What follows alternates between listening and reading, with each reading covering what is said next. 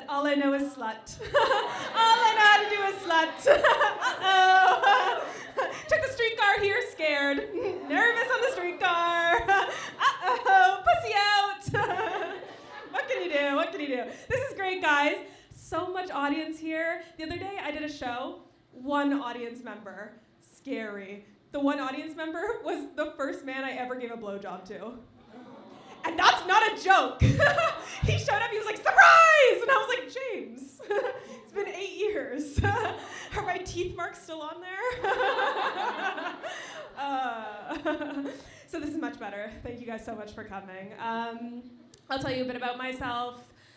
The other day I got a really bad wax. I got in there, took my pants off, naked from the waist down, Winnie the Pooh style, got on the bed, spread cooter, as you do. And then 2 women walked in. It's usually one. This time, they brought in the big guns. They brought in 2. I was like, uh-oh, I don't feel good about this. And then the one who was clearly in charge was like, can this girl train waxing for the first time on you? And then I said yes, because I didn't have a dad, so I don't know how to stand up for myself. It's really hard to say no when your cooter's out, okay? Really, really hard. So I said yes, and then the professional waxer did half my vagina, like straight down the middle. Perfect. Crisp, clean edges, like you know the mowing lawn videos on Instagram? Crisp, okay? And then the woman from the street did the other half. And it looked like Two-Face. It was so scary. She burnt it, she mangled it, she fucked it up hard. It was so scary. You know when you have like a plate of Jell-O? Imagine this, a plate of strawberry Jell-O, and then half of it, straight down the middle, falls on the floor. And then you try to pick it up from the floor and shove it back into the mold, but it's covered in hair. And it looks like, don't do that, don't cover your mouth while I talk about my mangled pussy. That's what I'm working with down there, okay? People go down on me, I say, close your eyes. They're like, why does it taste like pennies? I'm like, it's an open wound. That's why. So I'm kind of living the dream, thank you for asking. I once got a discount at a Brazilian wax. The woman said, too small. Slay. Slay alert. No, she gave me $5 off. I was like, that's crazy, you know? But I was devastated, because all guys want these days is a fat pussy. Am I right? They want a roast beef sandwich, and all I have is a slice of bologna between 2 pieces of multigrain toast. But it's a healthy after-school snack, okay? Everybody has trauma, am I right, ladies? Am I right? Put your hands up. Everyone's got trauma. My trauma, mangled pussy, obviously. And also sometimes I log into Instagram and then I see a video of my ex-boyfriend lip-syncing to Drake. Yeah, and he's white. I'm sick. Yeah, I log on in there, and then he's like, I only love my bed and my mama, I'm sorry. And then I have to live with that, okay? And then every person I've ever met in my life, they send it to me. And they're like, remember when you fucked a dork for 4 years? Like, remember when you let a loser come in you for 4 years straight? I'm like, lest we fucking forget that I did that. I don't know why he broke up with me. Probably because I was always trying to do butt stuff on him. Maybe it was that. I don't know. I feel like trying to do butt stuff on a straight guy is like trying to tame a spooked horse. You can't break eye contact. You're so slow. You're like, whoa, Nelly. Just gonna put my hand on your hindquarter. It's all gonna be good. All gonna be fine. And then they start bucking anyways. They're like freaking out. They're like, no, nay. Ouch. You know.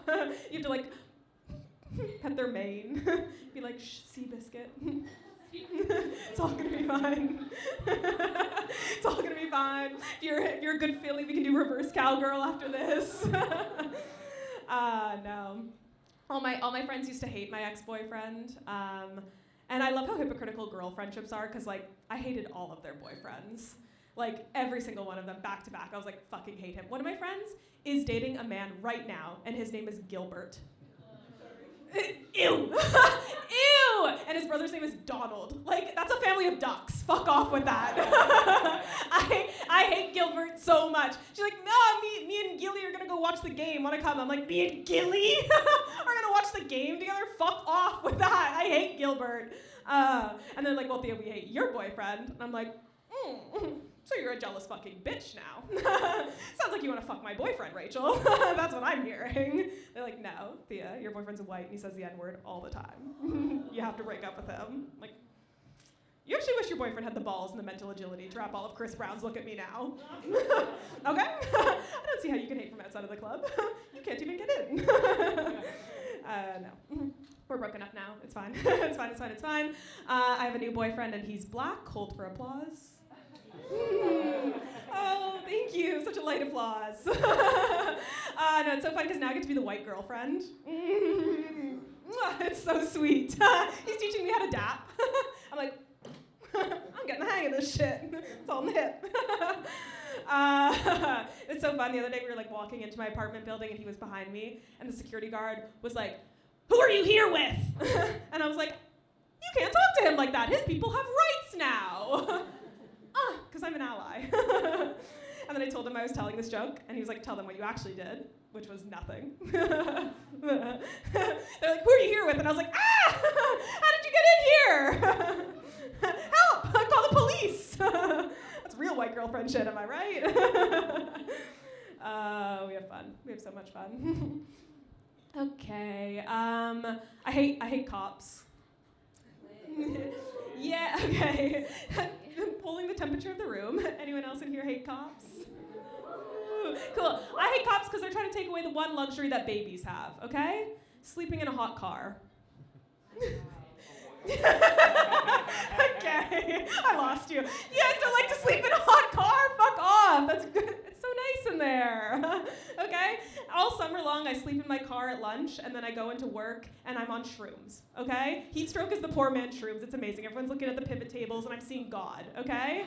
Like, this is your brain on hot car, actually. Okay, I thought that was, that's fine. That joke has never worked one time, but I keep trying. A little bit more about me. I am an engineer. Thank you. Oh, it's the first time it's ever gotten applause. And I lost my virginity very late in life. Thank you for also asking. No, but in a very real sense, I'm also a scientist, okay? And no, actually, that's actually not true. Okay, fine, sorry. That was a lead up to a joke. I'm not a scientist, not even a little bit. No, I have some hypotheses that I want to run by you, okay? Some things that I've been observing that I think are natural laws in this world, okay? Number one, I think that if you run like a dork, you fuck like shit.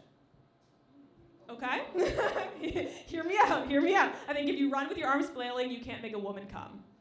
And here's why. Because one time, I dated a guy for 6 whole months, and then we went on a run together, and he ran like a wacky inflatable tube man, and I was like, oh, and this is why you can't get hard.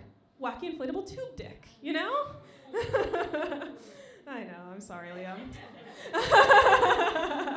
No, I've been telling this joke, and then people will like come up to me after, and they'll be like, this is how I run. Comedians will come up to me after, and they'll be like, this is how I run. You think I'm bad in bed? I'm like, it's the fucking middle of the night, and this is Bloor Street, okay? Yes, you're bad in bed. Go home, jerk off, play Temple Run, get out of my fucking face. Hypothesis number 2, I don't think that there's anything sexier than a man who doesn't want you to go on top. Okay, polling the room, little light. When he's just like, I just want you to lie there and look pretty, I'm like, oh my god, what is this, the dentist's office? Like, this is luxury. Actually, I get FOMO. I'm like, actually, put me in, coach. Actually, I got something to prove. Let me show you what I'm made of. Big bench player, actually. Not very good, not very skilled. Okay, I have chronic nightmares. A little bit more about me, chronic nightmares. I have this nightmare where this is not even funny even a little bit, so we'll just go quick. I have this chronic nightmare where planes are always crashing into buildings to the point where if I see a plane in real life, I don't know if I'm in a dream or not. ooh, so sexy, I know.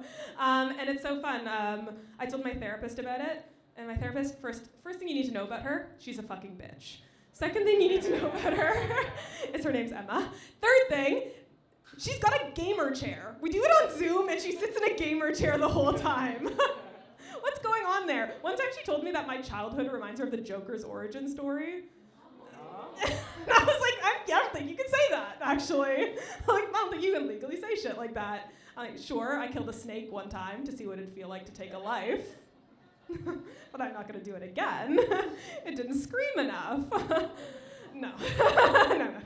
No, but my bitch therapist, Emma, she was like, she's like, these nightmares, maybe they have something to do with like your family, like childhood trauma, maybe with your father. And I was like, the only building my father ever crashed into was the foundation of our family structure, okay? So he left us.